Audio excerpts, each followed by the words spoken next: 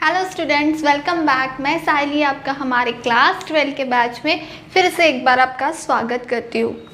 So students, हम पढ़ रहे थे हमारे आयोनिक इक्विलिब्रिया चैप्टर को और उसमें हमने हमारे डिसोसिएशन कांस्टेंट के ऊपर के हमने क्वेश्चंस देखे थे, राइट। पिछली बार जो हमने रिलेशन डिराइव किया था उसके ऊपर हमने बहुत सारे क्वेश्चंस को सॉल्व किए, राइट। अभी आपके लिए एक टास्क है कि आपके जो टेक्स्ट बुक में आपके जो सॉल्व एग्जाम्पल्स है वो आपको सॉल्व करना है। अगर आपको कोई डिफ़िकल्टी आती है तो you can ask me in comment section, okay. So students, अभी हम बात करते हैं, आज हम एक नए टॉपिक को स्टार्ट करने जा रहे हैं जो है auto ionization of water, okay. अगर मैं ऐसा कंसीडर करती हूँ कि आपको जो न्यूमेरिकल्स है डिसोसिएशन कांस्टेंट के ऊपर के वो आपको समझ में आ गए हैं एंड इसीलिए मैं आज आपके आगे का टॉपिक ले रही हूँ। सो आज का जो टॉपिक है वो टॉपिक का नाम है ऑटो आयोनाइजेशन ऑफ वाटर।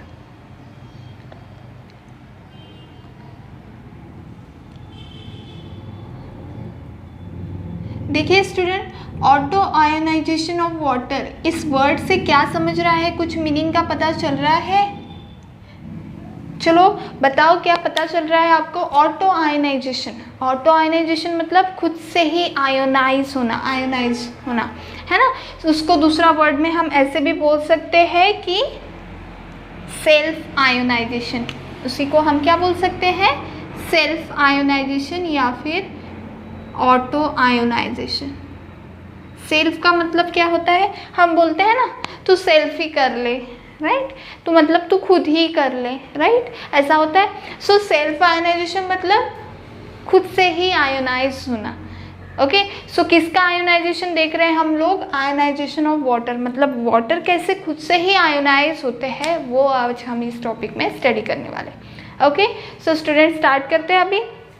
देखो, अगर हम प्योर वाटर की बात करते हैं, देखो ध्यान से समझना, बहुत इजी टॉपिक है, कुछ भी हार्ड नहीं है, बट अगर समझोगे तो आगे का पार्ट समझेगा, है ना। तो सुनो, जो वाटर होता है हमारा, प्योर वाटर की अगर बात करते हैं, वो बहुत स्मॉल एक्सटेंट तक आयोनाइज होता है या फिर डिसोशिएट हो सकता है, ऐसा बोल सकते हैं, राइट। आयोनाइज हो सकता है या फिर डिसोशिएट होता है।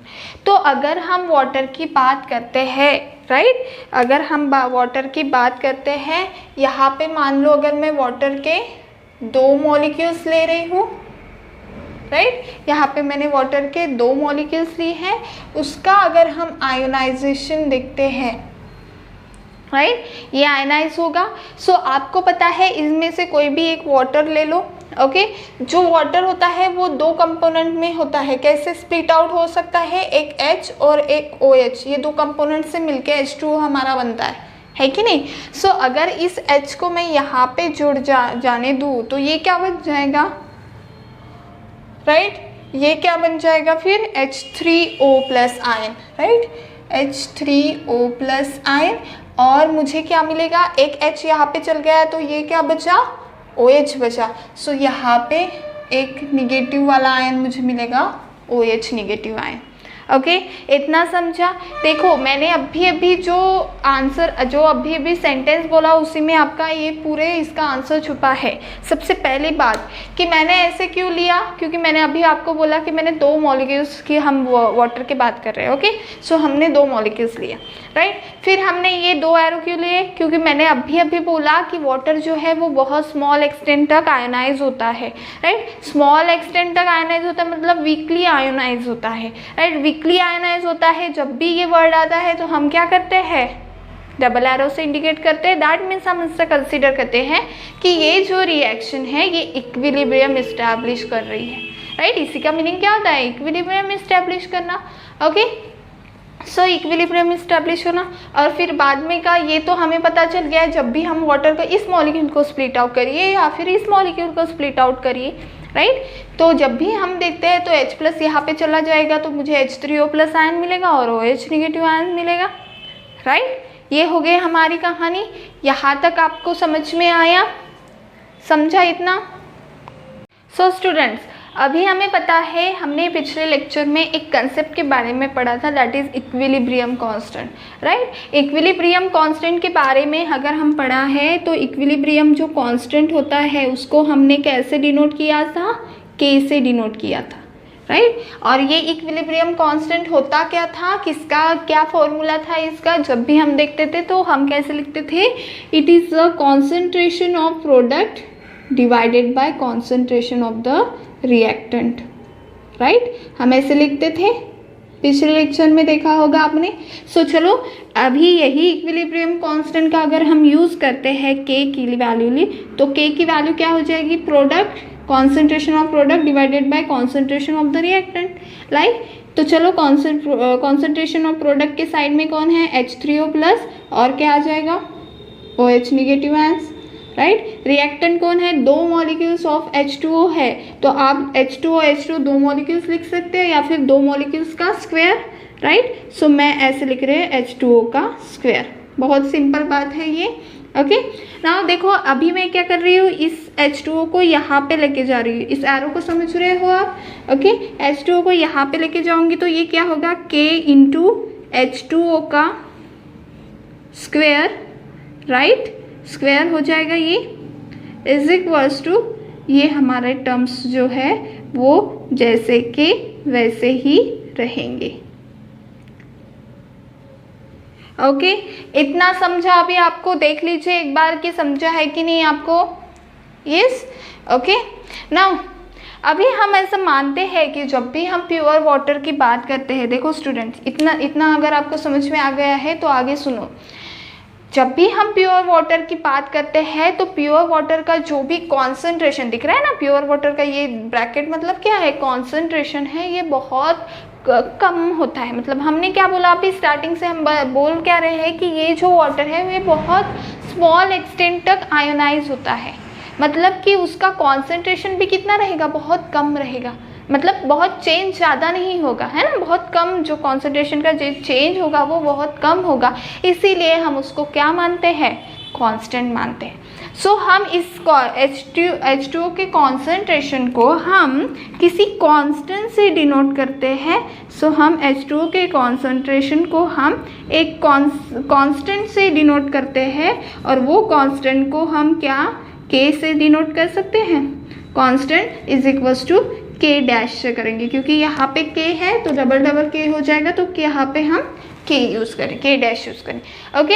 सो यहाँ पे मैं क्या लिख सकती हूँ फिर, K डैश अगर ये हो गया तो यहाँ पे क्या हो जाएगा, K इंटू K डैश, क्योंकि हमने कॉन्सेंट्रेशन क्या बोला, H2O का कॉन्सेंट्रेशन जो है वो कितना रहेगा, कांस्टेंट के ऊपर रहेगा, राइट। सो ये हो जाएगा हमारा कॉन्सेंट्रेशन जो है वो बहुत कम रहेगा। सो ये हमने K डैश लिख लिया, और यहाँ पे जैसे का वैसा, ओके। इतना आपको समझा, ठीक है। देखो यहाँ पे अगर आप बात कर रहे हो अभी, तो यहाँ पे आपको क्या दिख रहा है, 2 कांस्टेंट दिख रहे हैं। ऑलरेडी जो हमारा इक्विलिब्रियम कांस्टेंट था K, और ये जो K डैश हमने जो बोला H2O का कॉन्सेंट्रेशन है वो बहुत कम होता है, तो हम उसको बोलते थे कि हम उसको K डैश से डिनोट करेंगे। हम ऐसा कर सकते हैं ना कि इन दोनों 2 कांस्टेंट को रखने से अच्छा हमें किसी एक ही कांस्टेंट को रखें, राइट। सो हमारी नेक्स्ट स्टेप भी क्या होगी, इस 2 कांस्टेंट को छोड़ के हमें क्या करेंगे, सिर्फ एक ही कांस्टेंट का यूज़ करेंगे। सो मैं यहाँ पे बोलूँगी कि K is equals to K dash is equals to KW, ये हमारी नेक्स्ट स्टेप होगी, ओके। ऊपर देखिए ये एरो क्या बोल रहा है, ऊपर देखिए, ठीक है। सो हम क्या कर रहे हैं, K और K डैश ये सेम है, और इनको हम एक सिमिलर एक जो हम क्या ले रहे हैं, कांस्टेंट, एक परफेक्ट कांस्टेंट ले रहे हैं। मतलब 2-3 कांस्टेंट लिखने से अच्छा, 2 कांस्टेंट लिखने से अच्छा हम एक ही कांस्टेंट लें, तो हम बोल रहे हैं कि KW। सो KW क्या है, KW हो जाएगा हमारा फिर KW, इसके जगह पे KW, right. So KW is equals to क्या हो जाएगा, H3O प्लस आयन या फिर इंटू OH निगेटिव आयन। मैंने कुछ भी नहीं किया है, इस स्टेप को बस मैंने यहाँ पे लिख लिया है, राइट। सो हम कह सकेंगे कि हमने इन दोनों के जगह पे क्या लिया है, डब्लू। ओके, नाउ के डब्लू क्या होगा, इस के डब्लू होता है, लिख लीजिए वेयर, ऐसा करके लिखिए वेयर, ये अलग है। ओके,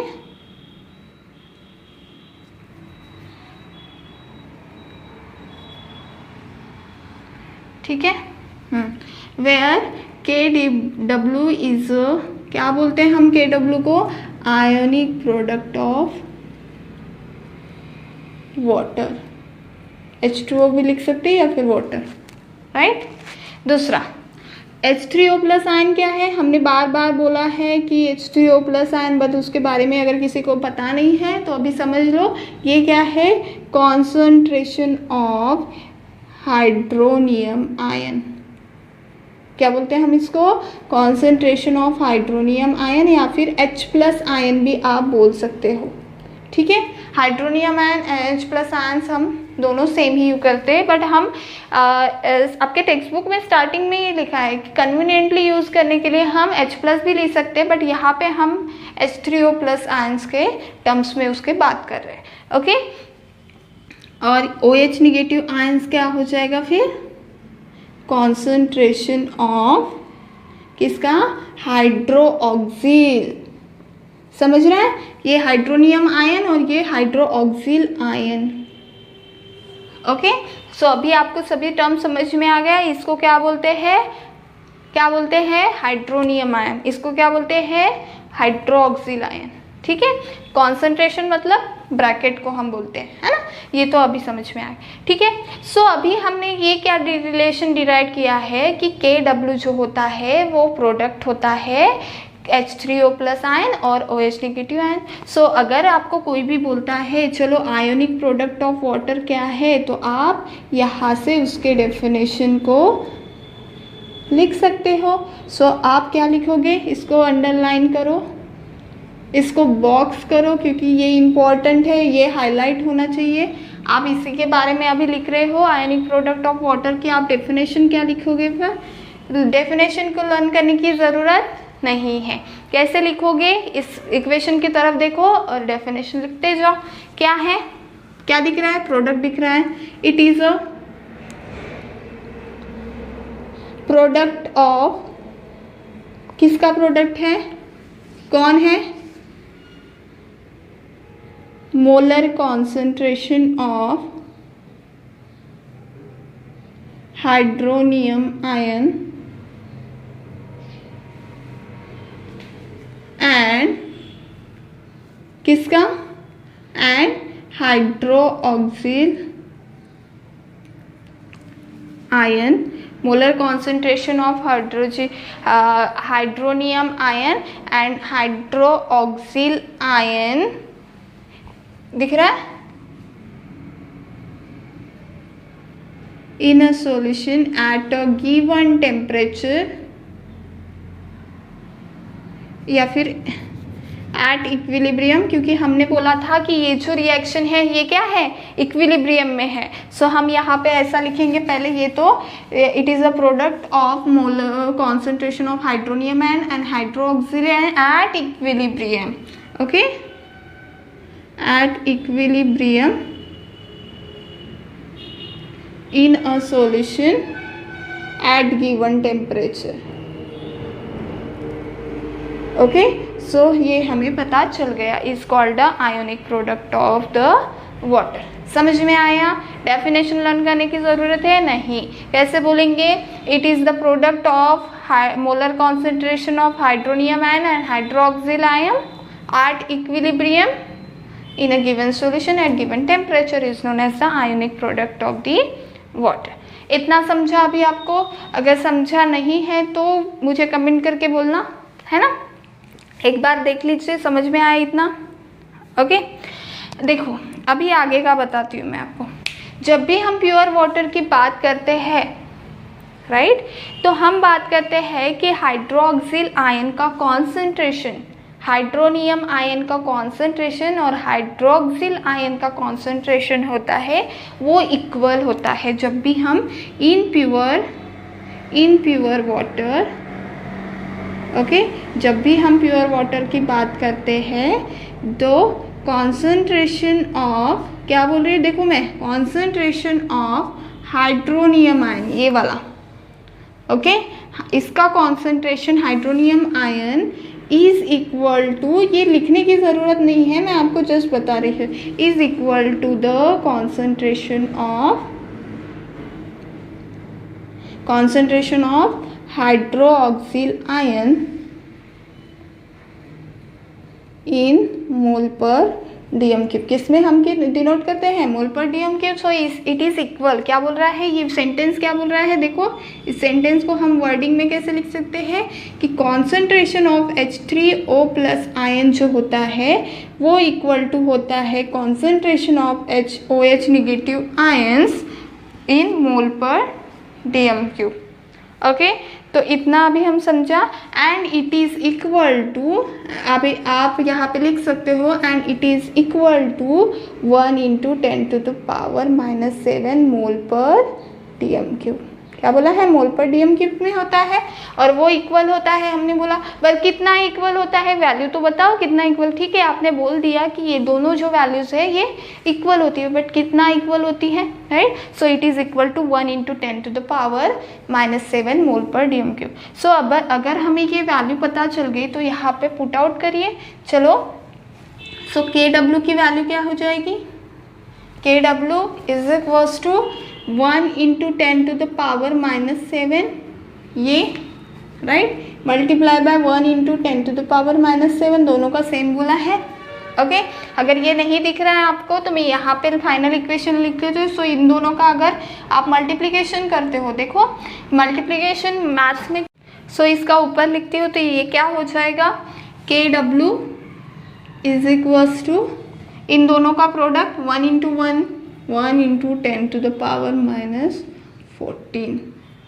ओके, ब्रैकेट करने की ज़रूरत नहीं है अभी क्योंकि सिंगल ही टर्म है। So this is the required equation, या ये क्या हो गया हमारा required equation. So ionic product of water की वैल्यू कितनी हो गई, 1 × 10⁻⁴। जब हमने कहा कि इन दोनों का जो कॉन्सेंट्रेशन है hydroxyl ion and hydronium ion का सेम है, सो हमने वो वैल्यू कितनी बोली थी, 1 × 10⁻⁷। सो 1 × 10⁻⁷ × 1 × 10⁻⁷ कितना हो जाएगा, 1 × 10⁻⁴। And this is the one of the important relation. Okay, ये यहाँ का ये वाला रिलेशन इम्पॉर्टेंट है, राइट, और यहाँ पे ये वाला इक्वेशन। ओके, सो समझ में आया स्टूडेंट। चलो इसका एक स्क्रीनशॉट लो, ये हो गया हमारा auto ionization of water. Okay, एक बार हम रिवाइज करते हैं। देखो हमने क्या बोला, ऑटो आयनाइजेशन ऑफ वाटर मतलब सेल्फ आयनाइजेशन ऑफ वाटर कैसे होता है, खुद से वाटर कैसे आयनाइज होता है। तो सबसे पहले हमने ये इक्वेशन, हमने ये रिएक्शन लिखी, हमने 2 मॉलिक्यूल्स ऑफ H2O लिखे, राइट, और उसको हमने इक्विलिब्रियम में होती है रिएक्शन। हमने कहा कि जो वाटर होता है वो बहुत वीकली आयोनाइज होता है, स्मॉल एक्सटेंट तक आयोनाइज होता है, इसलिए हमने यहाँ पे इक्विलिब्रियम का साइन लगा दिया। ठीक है, इक्विलिब्रियम कांस्टेंट क्या होता है, K होता है concentration of product upon concentration of reactant, ये हमने ऑलरेडी पढ़ रखा है। सो उसके हिसाब से हमने इस रिएक्शन में concentration of product upon concentration of reactant लिखा। फिर हमने इसको इधर लेके गए तो हमको ये इक्वेशन मिला, राइट। फिर हमने कहा कि H2O का जो कॉन्सेंट्रेशन है, कैसे पढ़ना, H2O का concentration. Okay, so concentration of H2O है जो कांस्टेंट होता है, और उसको हमने क्या कहा, K' से डिनोट किया।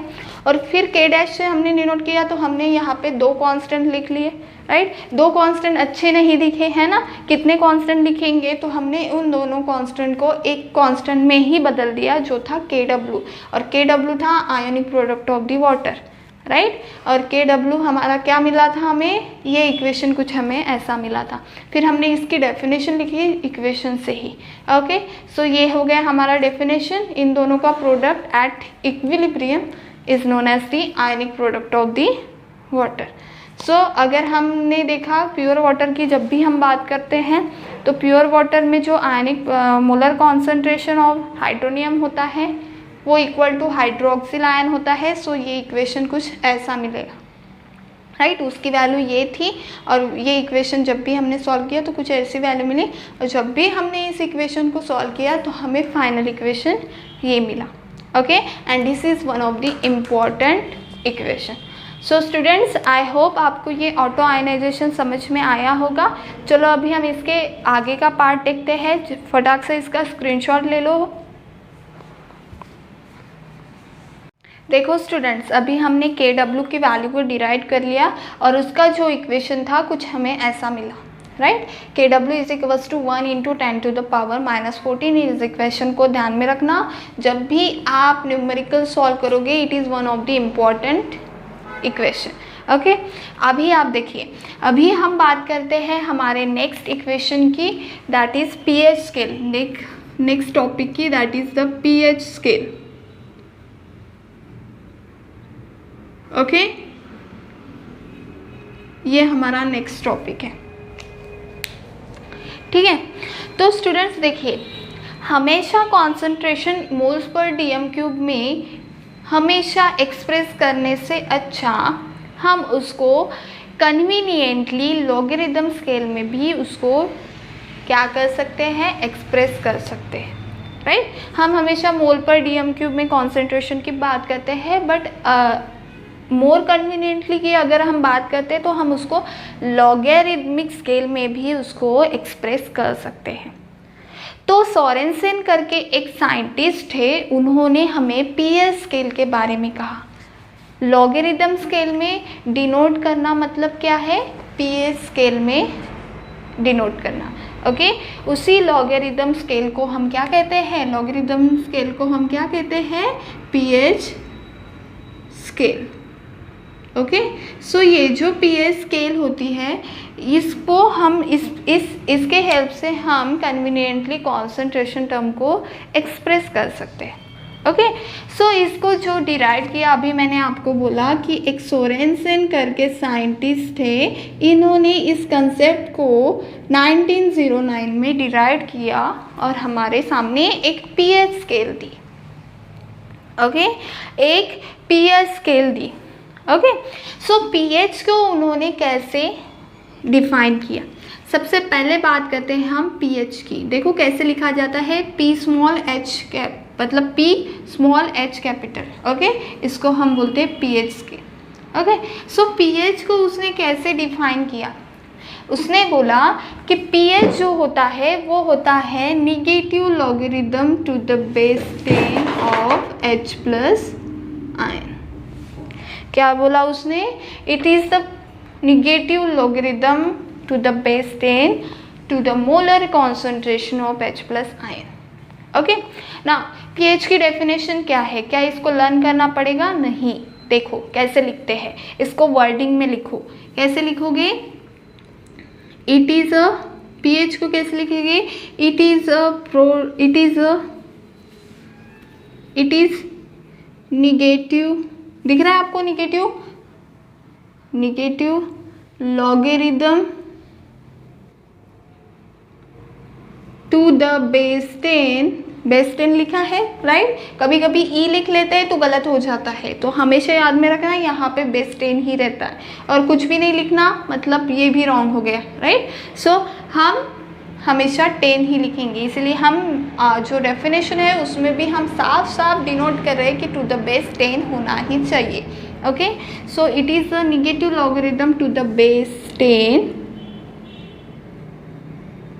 to the base 10 to the base 10 of the molar concentration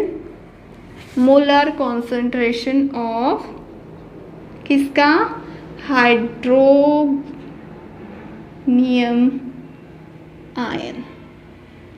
मैंने अभी बताया था आपको, H3O प्लस लिखिए या फिर H प्लस आयन लिखिए, उसका मीनिंग क्या हो जाएगा, it is a negative logarithm to the base 10 of the molar concentration of the hydronium ion. ये हो गई आपकी pH की डेफिनेशन. समझ में आया. ओके, उसके साथ ही साथ उसने हमें एक नया कंसेप्ट भी दिया जिसका नाम था POH. ओके, इसके बाद में जो है वो है POH. इसको भी कैसे लिखा जाता है, P small OH greater. Okay, so ये कैसे, ये क्या होता है, ये होता है negative logarithm to the base to the molar concentration of the OH negative ion. Okay, so ये हो गई इसकी फॉर्मूला। ना इसके डेफिनेशन कैसे लिखेंगे, देखो, इट इज निगेटिव, अगेन देखो यहाँ पे ध्यान दो, फिर अपने आप वर्ड्स आएंगे, negative logarithm to the base 10, इधर तक तो सेम ही रहेगा क्योंकि बेस 10 ही बोल रहे हैं हम लोग, of the molar concentration of hydroxyl ion, है ना, हाइड्रोक्सिल आयन की बात कर रहे हैं, to the molar concentration of hydroxyl ion in a solution, ऐसे भी बोल सकते हैं, किसमें, सॉल्यूशन में, hydronium ion at given temperature in a solution, given temperature, कितने temperature, 273 kelvin, right, at a given temperature in a solution is known as the pH। So student समझ में आया, ये जो pH स्केल थी इसको हम मतलब जो हमारा कॉन्सेंट्रेशन है उसको डिफाइन करने के लिए हम इस pH स्केल का यूज़ करते हैं। ओके, और ये जो हमें दी थी, ये सोरेनसन ने 1909 में हमें स्केल दी थी, जिसमें हमने दो कंसेप्ट को पढ़ा, एक pH और POH। तो pH क्या होता है, हमेशा ध्यान में रखना है, H plus ion, molar concentration of the H plus ion, negative logarithm to the base 10 to the molar concentration of H plus ion, और POH क्या होता है, negative logarithm to the base 10 to the molar concentration of OH negative ions. Okay, इतना समझा अभी आपको, तो अभी आप इसका स्क्रीनशॉट ले लो। सो स्टूडेंट्स, अभी आपको pH एंड POH क्या होता है ये समझ में आया है ना, अभी देखा हमने, अभी हम उनके रिलेशन को डिराइव करेंगे। जो हमारा नेक्स्ट कंसेप्ट है वो है रिलेशन बिटवीन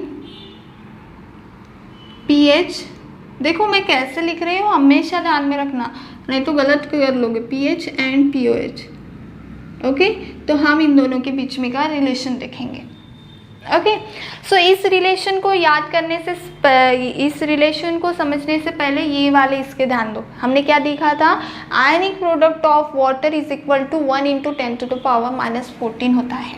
ओके, इसके पहले हमने क्या स्टेप ली थी, देखो हमने देखा था कि KW जो होता है वो क्या होता है, H3O प्लस आयन का concentration, product of H3O plus ion का concentration and OH negative ion का कॉन्सेंट्रेशन होता है, राइट। इनिशियली हमने ऐसे लिखा था, राइट। उससे फिर हमने ये इस इक्वेशन से फिर हमने ये इक्वेशन को डिराइव किया था कि हमने बोला था कि KW जो होता है इसका कॉन्सेंट्रेशन और इसका कॉन्सेंट्रेशन सेम होने के कारण हमने लिखा था 1 × 10⁻⁻14, राइट। ये हमें K की वैल्यू मिली थी, है कि नहीं, मिली थी कि नहीं, okay, at 298 kelvin and okay. So अगर हम इसकी बात करते हैं KW इज इक्वल्स टू 1 × 10⁻⁻14 एट 298 केल्विन, ये जो स्टैंडर्ड टेम्परेचर पे है उसकी हम बात करते हैं। ओके, नाउ देखो KW को हम कैसे लिख सकते हो, तो KW को हम यहाँ पे ऐसे लिख सकते हो, इन दोनों इक्वेशन को अगर आप कंपेयर करते हो, देखो इन दोनों इक्वेशन फ्रॉम 1 and 2 क्या हो जाएगा, H3O प्लस आयन की वैल्यू, ये LHS इज इक्वल है तो RHS क्या हो जाएंगी, इक्वल, LHS इक्वल है तो RHS क्या हो जाएगी, इक्वल। सो ये हो जाएगा H3O plus ion plus H plus ion is equals to 1 × 10⁻⁻14, right. ये कुछ ऐसे डिराइव हो गया, समझा कि नहीं, एक बार देख लो, समझा। हमने क्या किया, H3O प्लस आयन और ये दोनों, राइट, LHS अगर इक्वल है दोनों इक्वेशन का तो RHS क्या हो जाएगा, इक्वल, है ना। सो अब हम लिखते हैं यहाँ पे, अभी हम क्या करेंगे, taking log on both side, right. Maths में आप ये हमेशा करते होंगे अभी, है ना, taking log on both side. So both side में लॉग अगर आप लेते हो तो ये क्या हो जाएगा, log concentration of H3O plus and concentration of H plus. मैं आपको स्टेप वाइज बता रही हूँ, ओके। log 1 × 10⁻⁻14। जिन लोगों को समझता नहीं है उन लोगों के लिए बता रही, ठीक है। देखो ये क्या टर्म हो गया, m × n। तो ध्यान में रखो, हमेशा यहाँ पे लिख लूँगी, मैं यहाँ पे लिख लेते, ठीक है। m × n होता है तब हम क्या लिखते हैं, log m plus log n। यहाँ पे अगर log है तो हम क्या लिखते हैं, log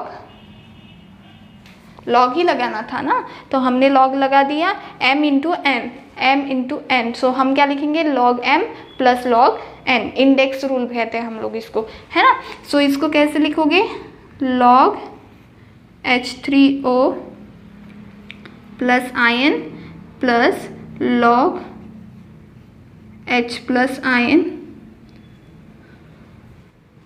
right, is equals to log 1 × 10⁻14 है, मतलब 1 का तो कुछ रोल ही नहीं है ना।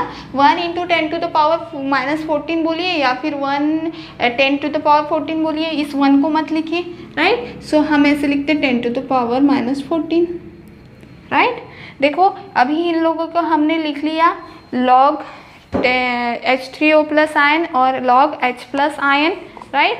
सो अभी यहाँ पे देखो, अभी इन दोनों को हम क्या कर सकते हैं, इन दोनों को मैं ऐसे ही रखती हूँ अभी, H3O प्लस आयन, राइट, और log H प्लस आयन। आपको ये दिख रहा है ना, लेट मी चेक, यस आपको दिख रहा है, ओके। एंड log के साथ क्या होता है, मैथ्स का रूल क्या होता है, log के साथ ये 10 कैंसिल हो जाएगा, जो पावर में रहेगा वो नीचे आ जाएगा। सो ये -14 नीचे आ जाएगा, राइट। इतना समझ में आया। हमने कुछ भी नहीं किया, हमने m प्लस n बोला था तो ये तो हमने सेम ही रखा। जब भी हमने log लगाया तो log के साथ क्या हो जाता है, 10 कैंसिल हो जाता है, जो पावर में रहता है वो नीचे आ जाता है। सो ये आ गया नीचे, ठीक है, वो कैंसिल आउट नहीं होता है। सो इसको देखो हम ऊपर लिखेंगे अभी, राइट। सो ये स्टेप तो हमारी वैसे की वैसे हो जाएगी। यहाँ पे अच्छे से लिख लेती हूँ मैं, log H3O plus ion plus log OH negative ion, right, is equals to -14। ये ऐसे हमें कुछ इक्वेशन मिला है ये। नाउ देखो मुझे क्या करना है अभी, देखो ये डेरिवेशन जो है वो रटने की ज़रूरत नहीं, समझ के समझो क्या करना है। अभी देखो मुझे ये रिएक्शन मिली, सबसे पहले तो इधर देखो, हमने क्या बोला था, इन दोनों का ये हमें अगर याद है या फिर ये अगर हमें याद है, तो ये अगर याद है तो ये इसकी आगे की स्टेप लाओ पहले की, ये अगर याद है तो इसके आगे की स्टेप लाओ बाद में की, ठीक है। ये दो इक्वेशन को अभी क्या करना, ये 1 2 अगर आप लिखोगे ना तो इससे ही लाइट जल जाएगा आपको, है ना। 1 2 लिखा है मतलब LHS इक्वल है, तो क्या दिख रहा है आपको, LHS इक्वल है, RHS इक्वल कर लो, किया हम लोगों ने। फिर RHS इक्वल किया तो हमें क्या करना है, log लेना है। सो हमने log ले लिया, log लेने से क्या होता है, ये कैंसिल हो जाएगा, कर लिया हमने कैंसिल। ये कुछ हमें इक्वेशन ऐसे मिला, ओके। इतना समझा अभी आपको, ठीक है। अभी क्या दिख रहा है मुझे कि यहाँ पे माइनस साइन है, राइट। ये माइनस साइन मुझे नहीं चाहिए, ठीक है। तो मैं क्या करूँगी, अभी ये माइनस साइन मुझे नहीं चाहिए तो मैं क्या करूँगी, माइनस से मल्टीप्लाइंग बाय, है ना। कैसे ध्यान रखना स्टेप्स को वो बता रही हूँ, निगेटिव ऑन माइनस, ऐसे लिख सकते हो ऑन बोथ साइड, ठीक है। माइनस से मल्टीप्लाई करो ऑन बोथ साइड, सो क्या हो जाएगा, माइनस माइनस प्लस हो जाएगा, तो मेरा काम हो जाएगा, इसलिए मैं वैसे कर रही हूँ। सो ये क्या हो जाएगा, log H3O plus ion plus का प्लस वैसे लिख रही हूँ, यहाँ पे लिख रही हूँ log OH negative ion is equals to bracket complete, okay, और इज इक्वल्स टू लिख रही हूँ -14, तो ये हो जाएगा +14। या फिर आप इसको ऐसे भी लिख सकते हो, -14, मतलब आपको समझ में आ जाएगा। माइनस माइनस क्या होता है, प्लस होता है ना। सो लिखो अभी next step, -log to the base H3O plus ion, right, ये क्या हो जाएगा, प्लस वैसे का वैसा minus log of OH negative ion is equals to 14। समझा इतना? देख लो ज़रा, इतना समझा क्या आपको? ओके नाउ इस वाले इसको इधर तक ये ध्यान में रखो। ये क्या दिख रहा है आपको, minus negative logarithm of H3O plus ion. अभी हमने पढ़ा क्या होता है, pH होता है, राइट। सो pH लिखेंगे, H प्लस लिखो या फिर H3O प्लस लिखो, one and the same thing, right. So pH क्या होता है, minus negative logarithm of H3O plus ion. Okay, minus OH negative ion क्या होता है, ये प्लस को वैसे के वैसे लिखो, OH नेगेटिव आयन क्या होता है, POH, अब भी देखा हमने, is equals to 14। So this is the relation between POH and pH। ये हमने रिलेशन को डिराइव कर लिया। So this is again one of the important relation जो हमें न्यूमेरिकल सॉल्व करते समय इम्पॉर्टेंट काम आएंगे। ओके, समझा इतना? समझा गया इतना? चलो अगर समझा है तो इसका एक स्क्रीनशॉट ले लो, हम आगे चलते हैं। हेलो स्टूडेंट्स, अभी हम आगे का पार्ट पढ़ते हैं। क्या है हमारे नेक्स्ट टॉपिक का नाम, acidity, basicity and neutrality of acidic solution. Acidity, basicity and neutrality of aqueous solution। Okay, so students, हमें इस टॉपिक के साथ, इस टॉपिक से क्या समझ रहा है कि हमें एसिडिटी, बेसिडिटी और न्यूट्रलिटी की स्टडी करना है एक्वस सॉल्यूशन की, है ना? यही समझ रहा है ना? सो एक्वस सॉल्यूशन जो हमारा होता है, मैं आपको एकदम सिंपल तरीके से बताती हूँ, ठीक है। एक्वस सॉल्यूशन जो हमारा होता है वो 3 पार्ट्स में डिवाइड होता है। कौन कौन से? एक होता है एसिडिक, राइट, एक न्यूट्रल सॉल्यूशन होता है, राइट, न्यूट्रल सॉल्यूशन होता है, एक एसिडिक सॉल्यूशन होता है, और तीसरा जो होता है वो होता है बेसिक सॉल्यूशन, राइट, होता है कि नहीं? ओके, नाउ हमने एसिडिक सॉल्यूशन की अगर हम बात करते हैं तो हमने सबसे पहले जो हमारे डेफिनेशन से देखा, हम अगर एसिडिक सॉल्यूशन की बात करते हैं तो एसिडिक सॉल्यूशन में क्या होता है, H प्लस आयन का जो कॉन्सेंट्रेशन होता है या फिर H3O प्लस आयन का कॉन्सेंट्रेशन होता है, जिसको हम क्या बोलते हैं, हाइड्रोनियम आयन का जो कॉन्सेंट्रेशन होता है वो एक्सेस में होता है। सो अगर हम H3O प्लस आयन की अगर हम बात करते हैं तो उसका कॉन्सेंट्रेशन जो है, देखा ना, H3O प्लस का कॉन्सेंट्रेशन जो है वो ज़्यादा रहता है OH निगेटिव आयन से, अगर हम एसिडिक सॉल्यूशन की बात करते हैं तो, राइट। ये इक्वेशन समझा अभी हमको कि मैंने क्या बोला कि H3O प्लस आयन का जो कॉन्सेंट्रेशन होता है वो ज़्यादा होता है OH निगेटिव आयन से। ओके, सो H3O आयन्स, इसका ही मतलब ये हुआ कि H3O प्लस आयन का कॉन्सेंट्रेशन है जो है वो 1 × 10⁻⁻7, इसकी वैल्यू क्या है, 1 × 10⁻⁻7 से ज़्यादा है, राइट। अगर मैं इस सॉल्यूशन, इस इक्वेशन को अगर सॉल्व करना चाहूँ तो मैं क्या करूँगी, taking log on both side, right, both side अगर लॉग लेती हूँ तो ये क्या हो जाएगा, लॉग H3O प्लस, इतनी ज़रूरत नहीं है, जस्ट आपको समझा रही हूँ, इज़ ग्रेटर दैन लॉग, अभी डायरेक्टली लिख रही हूँ 10⁻⁻7। सो ये लॉग और लॉग कैंसिल हो जाएगी, ये मिल जाएगा log H3O plus ion is greater than that of the 10⁻⁻7, ये कैंसिल हो जाएंगे, right, sorry 10 is greater than 7। अगर मैं इस इक्वेशन को माइनस से मल्टीप्लाई कर देती हूँ तो ये क्या हो जाएगा, log H3O plus ion is greater than 7, मतलब log H3O plus ion minus log of क्या होता है, pH is greater less than 7। सो ये इक्वेशन हमें मिलता है। सो इसकी लिखने की कोई ज़रूरत नहीं है इतना इक्वेशन। सो आप सिंपली ऐसे लिख सकते हो, taking log on both side, ऐसे लिखने की ज़रूरत नहीं है।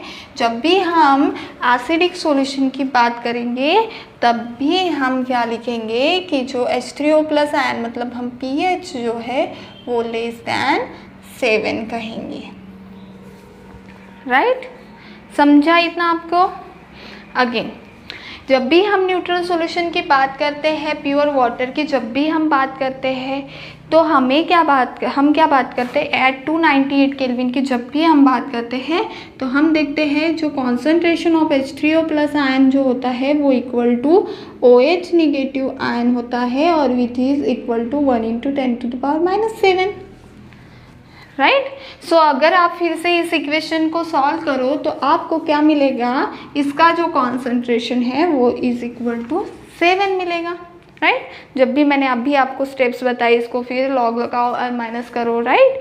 सो ये हो जाएगा इतना। सो pH जब भी इक्वल टू 7 रहेगा तब हम उसको न्यूट्रल सॉल्यूशन कहेंगे, right? In case of the basic solution हम कैसे लिखेंगे स्टूडेंट्स? देखो अगेन बेसिक सॉल्यूशन में क्या होता है, H3O प्लस का कॉन्सेंट्रेशन जो होता है वो कम होता है और OH निगेटिव का कॉन्सेंट्रेशन ज़्यादा होता है, राइट? ज़्यादा होता है। तो फिर हम फिर से यही स्टेप लिखेंगे कि H3O प्लस का कॉन्सेंट्रेशन जो है वो कम होगा 1 × 10⁻⁷। दैट मीन्स जो pH है वो ग्रेटर दैन 7 अगर रहेगा तो हम उसको क्या बोलेंगे, बेसिक सॉल्यूशन। ओके, सो आपको समझ में आया हम एसिडिक सॉल्यूशन कब बोलेंगे, कब हम न्यूट्रल सॉल्यूशन कहेंगे और बेसिक सॉल्यूशन कहेंगे? इतना चार्ट की स्क्रीनशॉट ले लो, मैं आपको आगे समझाती हूँ। तो स्टूडेंट्स इससे हमें ये समझ में आया कि जो भी हमारी जो pH स्केल होती है वो कुछ ऐसी होती है, राइट? 3 इसमें डिवाइड करो इसको और यहाँ पे स्केल दिखा 1 2 3 4 5 6 7 8 9 10 11 12, बहुत छोटे छोटे हो गए हैं ना, बड़ा करते थे। Okay 1 2 3 4 5 6 7 8 9 10 11 12 13 14, right? ये जो आपकी pH स्केल है ये जब भी आपको कहा है 1 2 3 4 5 6 7, राइट? 7, ये जब भी 7 आएगी तो ये क्या रहेगा आपका न्यूट्रल सॉल्यूशन, राइट? जब भी ये 1 2 3 4 5 6 ये जब pH की हम बात कर रहे हैं, राइट? ये जो 8 9 10 11 12 13 और ये 14 हो गया, राइट? सो जब भी हम बात कर रहे हैं किसकी, जब भी हम बात कर रहे हैं इस वाले पोर्शन की, तो ये यहाँ पे क्या रहेगा, pH कितना रहेगा, लेस दैन pH जो है वो pH कितना रहेगा, लेस दैन 7। सो हम इसको कौन सा एरिया कहेंगे, एसिडिक सॉल्यूशन, राइट? यहाँ पे pH क्या रहेगा, इज इक्वल टू 7। और जब भी हम बात करते हैं इधर वाले पोर्शन की तो हम बात करते हैं बेसिक सॉल्यूशन की, जिसमें हमारा जो pH है वो ग्रेटर दैन 7 रहेगा। सो this is all about the pH scale. Okay, so student समझ में आया आपको pH स्केल कैसा होता है? ये इम्पॉर्टेंट है, बहुत बार इम्पोर्टेंट MCQs में पूछे जाते हैं। pH 7 होगा, greater than 7, pH is equal to 7, pH 7 less than 7, right? So आपको पता होना चाहिए, बहुत सिंपल है यार। 7 होगा तो न्यूट्रल, ओके?